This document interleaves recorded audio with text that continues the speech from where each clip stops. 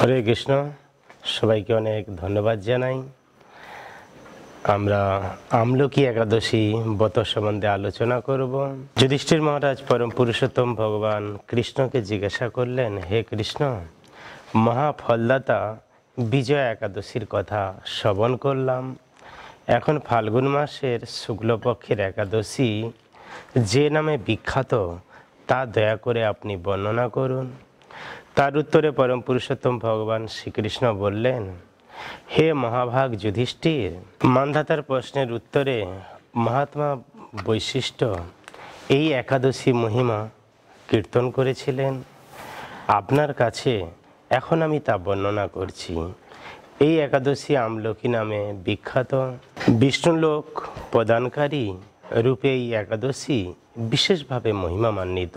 এই একাদশীর দিন আমলকি বৃক্ষের তলে জাগরণ করে পরম পুরুষোত্তম ভগবানের ভক্তি করলে ভগবানের দিব্য নাম হরে কৃষ্ণ কৃষ্ণ কৃষ্ণ হরে হরে, হরে রাম রাম রাম হরে হরে সহস্র গাভিদানের ফল অনায়াসে লাভ করা যায়।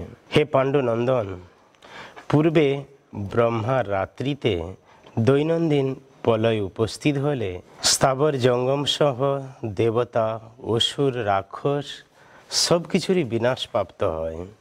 তখন ভগবান সেই কারণ সমুদ্রে অবস্থান করেন। তার মুখপদ্ম থেকে চন্দ্রবিন্দুর মতো এক বিন্দু জল ভূমিতে পতিত হয়, আর সেই জলবিন্দু থেকে বিশাল আমলকি বৃক্ষের উৎপন্ন হয়। এই বৃক্ষের স্মরণ মাত্রই গোদানের ফল লাভ হয়, দর্শনে তাহার দ্বিগুণ ফল লাভ হয়, ফল ভক্ষণে তিনগুণ ফল লাভ হয়। এই বৃক্ষে ব্রহ্মা, বিষ্ণু, মহেশ্বর সর্বদা অবস্থান করেন। এর প্রতিটি শাখা প্রশাখা ও পাতায় দেবতা, ঋষি, প্রজাপতিগণ বাস করেন। এই বৃক্ষকে সমস্ত বৃক্ষের আদি বলা হয় এবং পরম বৈষ্ণব রূপে বিখ্যাত। অতএব এই শ্রেষ্ঠ ব্রত সকলেরই পালন করা কর্তব্য। এই ব্রতের এক অদ্ভুত কাহিনী আপনার কাছে বর্ণনা করছি। প্রাচীনকালে বৈদিশ নামে এক প্রসিদ্ধ নগর ছিল। ওই নগরে চৈত্ররথ নামে এক রাজা রাজত্ব করতেন। চন্দ্রবংশীয় পাশবিন্দু রাজার পুত্ররূপে তিনি জন্মগ্রহণ করেন। তিনি অত্যন্ত শক্তিমান ও ঐশ্বর্যশালী ছিলেন। শাস্ত্রজ্ঞানে সুনিপুণ ছিলেন। তার রাজ্যে সর্বত্রই মনোরম আনন্দপূর্ণ এক দিব্য পরিবেশ লক্ষ্য করা যেত। রাজা ছিলেন বিষ্ণু ভক্তিপরায়ণ। সকলেই সেই রাজ্যে একাদশী ব্রত পালন করতেন। তার রাজ্যে কোনো অভাব ও অমঙ্গল ছিল না। এইভাবে প্রজাদের নিয়ে রাজা চৈত্ররথ সুখে দিন যাপন করতে থাকেন। একসময় ফাল্গুন মাসের শুক্লপক্ষের দ্বাদশীযুক্ত আমলকি একাদশী তিথি সমাগত হয়। রাজ্যের সকলেই এই ব্রত পালনে দৃঢ় সংকল্প করলেন। ওই দিন প্রাতঃস্নানের পর প্রজাদের নিয়ে রাজা ভগবান বিষ্ণুর মন্দিরে যান। সেখানে জলপূর্ণ কলস, ছত্র, বস্ত্র, পাদুকা, পঞ্চরত্ন ইত্যাদি স্থাপন করে পূজা করেন। ধূপ দীপ দিয়ে যত্ন সহকারে মুনি ঋষিদের দ্বারা শ্রী পরশুরামের শ্রী মূর্তি সমন্বিত আমলকি বৃক্ষের পূজা করেন।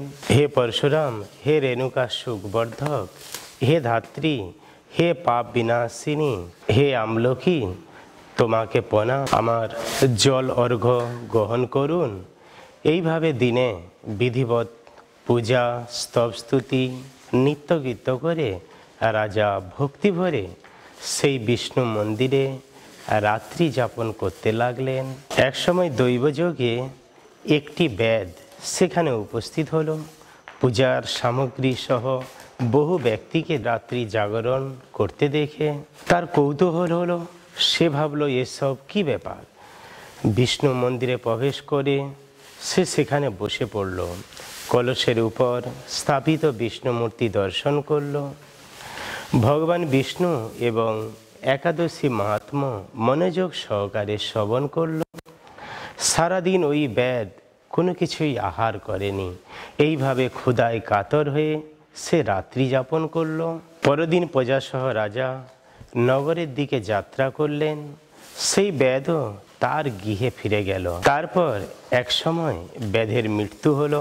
একাদশী রাত্রি জাগরণ ব্রত প্রভাবে সেই ব্যাধ পরবর্তী জন্মে এক রাজ্যের অধীশ্বর রূপে নিযুক্ত হলো। জয়ন্তী নামে এক নগরী ছিল, সেখানে বিদুরথ নামে এক রাজা বাস করতেন। ওই ব্যাধ বিদুরথ রাজার মহাবলী পুত্র রূপে জন্মগ্রহণ করেন। তার নাম হলো বসুরথ। 1,00,000 গ্রামের আধিপত্য তিনি লাভ করেন। তিনি ছিলেন সূর্যের মতো তেজস্বী, চন্দ্রের মতো কান্তিমান, পৃথিবীর মতো ক্ষমাশীল, বিভিন্ন সদ্গুণে ভূষিত।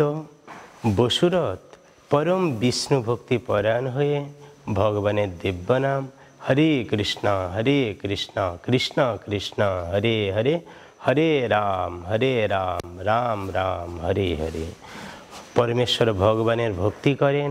এই মহাদাতা রাজা একবার জঙ্গলে শিকার করতে যান এবং ক্ষুধায় পীড়িত হয়ে কান্তিবশত শুয়ে পড়েন। এমন সময় কতগুলি পর্বত নিবাসী মিলেচ্ছ রাজার কাছে এসে নানাভাবে উৎপীড়ন করতে থাকেন।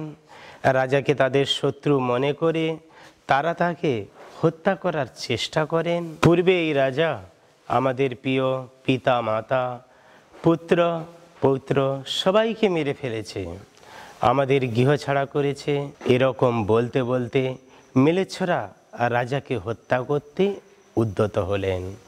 তারা বিভিন্ন অস্ত্র শস্ত্র নিয়ে তাকে আঘাত করতে থাকে, কিন্তু আশ্চর্যের বিষয় তাদের সকল প্রচেষ্টা ব্যর্থ হলো পরম পুরুষোত্তম ভগবানের কৃপায়।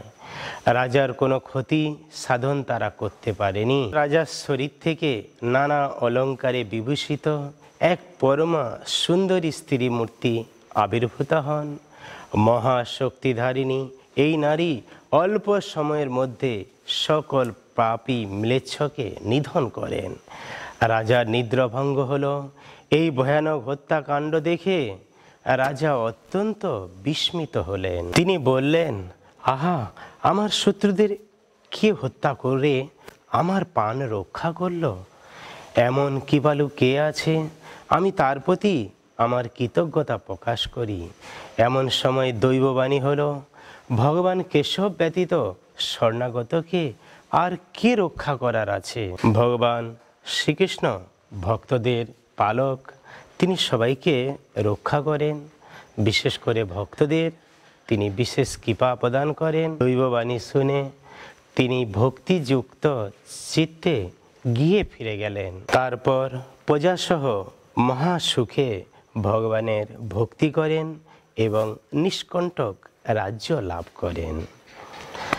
তারপর বৈশিষ্ট্যমুনি বললেন, হে রাজন, যে মানুষ এই উত্তম আমলকি ব্রত পালন করেন তিনি নিঃসন্দেহে বিষ্ণুলোক প্রাপ্ত হন।